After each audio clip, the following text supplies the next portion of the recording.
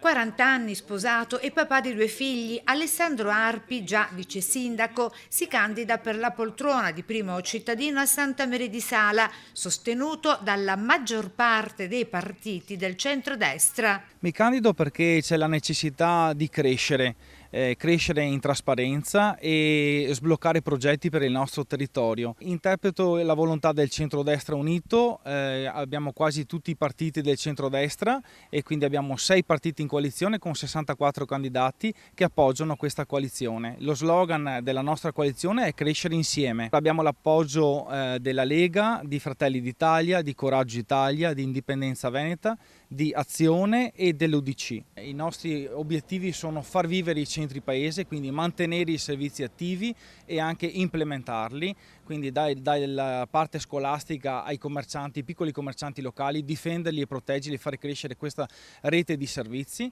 Dall'altra manutentare quello che negli ultimi 40 anni si è creato per il nostro territorio, quindi investimenti in conto capitale per diminuire i costi in parte corrente e creare anche servizi nuovi sbloccando finanziamenti sovracomunali. Vi chiediamo di votare per la nostra coalizione perché ci sono tutti gli ingredienti per un buon successo: esperienza, trasparenza e una buona compartecipazione con 64 candidati e ben 6 partiti di appoggio.